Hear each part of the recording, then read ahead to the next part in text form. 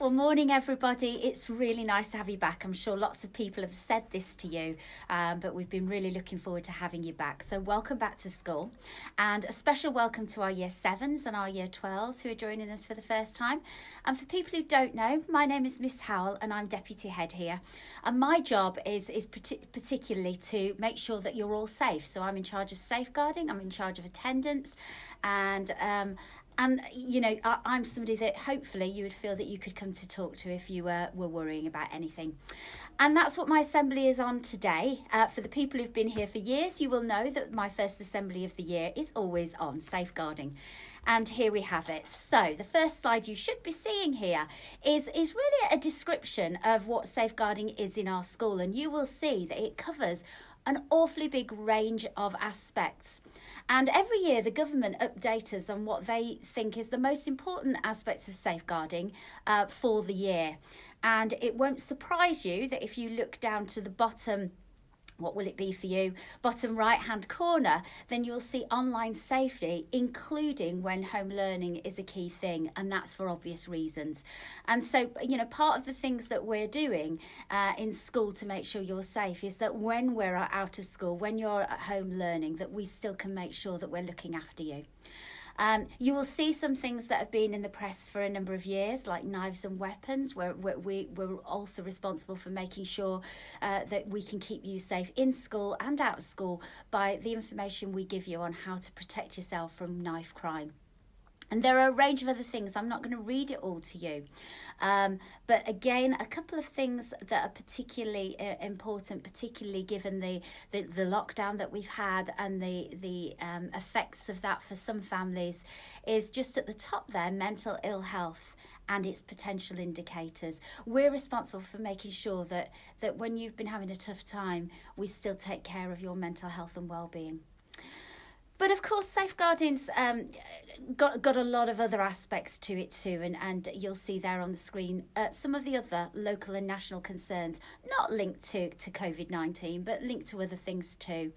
And I told you this last year, if you were here, that child sexual exploitation is something that's very much on the radar of the government and of schools now, making sure that we protect people from exploitation. And that includes something called upskirting, which about a year ago became a criminal offence. And this is where people take photographs under up somebody's skirt or down somebody's top and take pictures, take images, or just look up people's skirts. It's now a criminal offence, and we have to report that on if we hear that's happening. Consent, I know I've talked to people in the past about consent as well, making sure that you are absolutely clear that you have somebody's consent before you touch any part of their body. And it's as simple as that. You cannot assume that somebody is happy to have their body touched unless they have actually consented to it. And it is something that gets young people, particularly adults too, but young people particularly, into some trouble. So be very, very aware that you do not make physical contact with another human being unless they have given consent for you to do so. And again, I'm not going to read the rest of it, but you can see it there. I will come back, though, to internet and social media, because quite honestly, you've had 6 months for many of you off school. And I'm certain that for a lot of you, you'll have spent a lot more time on the internet or on social media than perhaps you would normally do in a normal school time. And so, you know, I want to just remind you of the importance of appropriate behaviour when you are online. We will still as a school pick up on any form of cyberbullying, even if it happens during a lockdown. I'm hoping we don't have a second lockdown, but you never know. But we still pick up on that. And I want to remind you that when schools are in lockdown, they are not closed. We are still here doing our jobs. And so certainly I didn't have a lot to deal with over the last 6 months, but I did pick up some cyberbullying, and we will deal with that if it happens, even if the schools are in lockdown. Want to also remind you that seeing inappropriate images and material or sending inappropriate images is a criminal offence. If you look at an indecent image of a child, for example, that's a criminal offence. If you forward that on, it's a criminal offence, even if that child is you. And it's really important to remember that it is a criminal offence to forward an indecent image of another person if they are under the age of 18. So please be careful and think about what you take photographs of and what you pass on to other people. And if you get one passed to you or you see one, please do not forward it yourself. That is committing a criminal offence. And I don't want anybody to have a criminal record for doing something because they weren't aware that it was breaking the law. So be very, very careful with that. Aside from that, if you take an image of yourself and forward it onto somebody else, you lose control of it completely. And you cannot assume that the person you've sent it to is not going to forward it on, even when they promise.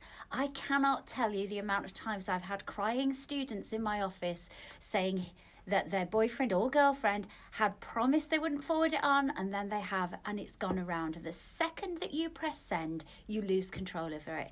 So think before you send something. Do you want your mum and dad to see it? Do you want me to see it? Can I say I definitely don't want to see it? But, you know, if you don't want your parents, your grandparents, me, the police, anybody else seeing it, don't send it. In fact, don't take the photo. I'll leave that one there. Don't forget also that people lie online, and if it looks too good to be true, then it probably is. You know, if you have the person who looks like a model with no other friends and certainly no other adult friends, and they're paying attention to you, and you look at their profile picture and see that, for example, the only people they're friends with are teenage girls and there are no boys on there, you might start to get suspicious, and that works the other way around as well in terms of gender. So be careful. Paedophiles do use the internet to meet young people, and it can be particularly dangerous when they do. Just going to move on to another risk, and that's radicalisation. And you'll see there a government-defined definition of radicalisation, a process by which a person comes to support terrorism and extremist ideologies associated with terrorist groups. Now, this can happen. It doesn't happen very often in our area. We're very lucky with that, but it does happen. And it can often happen when young people feel marginalised, when they feel isolated from people. I'm very conscious that at the moment some people might be feeling isolated or more than they would normally do.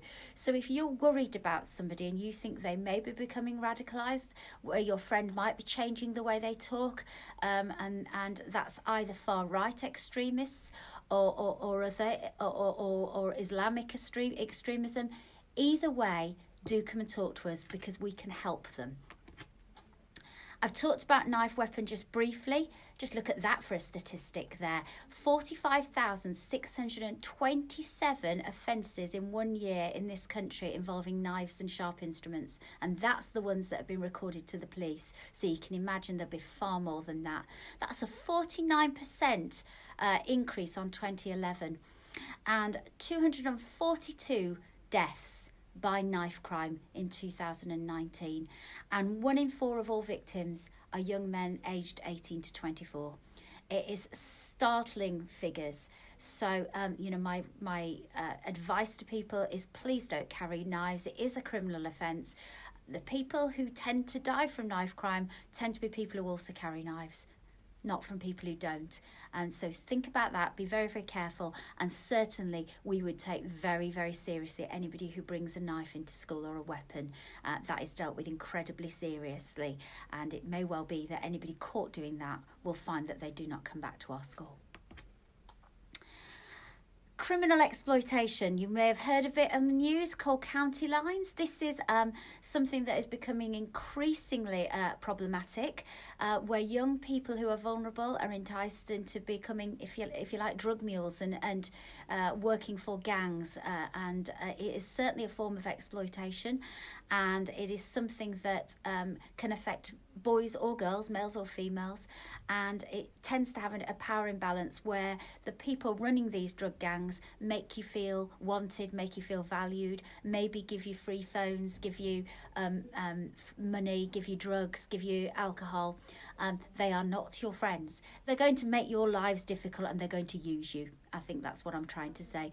And it is not worth getting involved in. If you are worried about a friend and you think that they go missing overnight, or they come back with extra money that they're not very clear on how they've got it, then do actually report that on to us again. We can help if we know about it, and there's nothing we can do to help when it gets too far down the line. It's very, very hard to help them. I'm just going to show you a slide here with some statistics on child sexual exploitation. And again, really quite scary, quite powerful. 2,625 sexual offences were committed by children on school premises between 2013 and 2017. That's a lot. We take sexual offences and sexual assaults in school very, very seriously, and we do inform the police.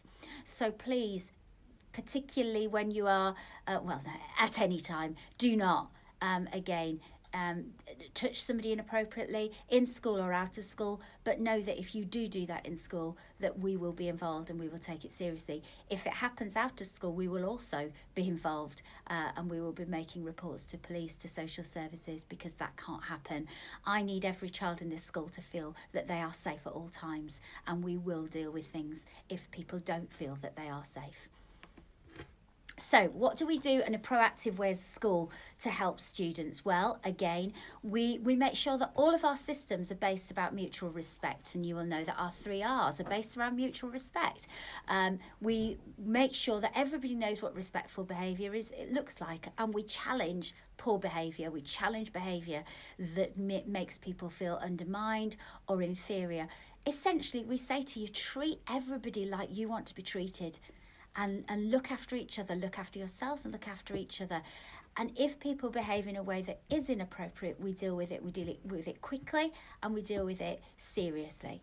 And I would expect that you and your parents would expect nothing less from us. If you, though, get into difficulties, if you need support, then there are people here to help you. And you should be able to see now on the screen the posters that are in every classroom. They're on every corridor of the designated safeguarding leads. And just be aware that there have been some changes of staffing recently. But essentially, I'm what's called the designated safeguarding lead. I'm the lead person in the school for safeguarding.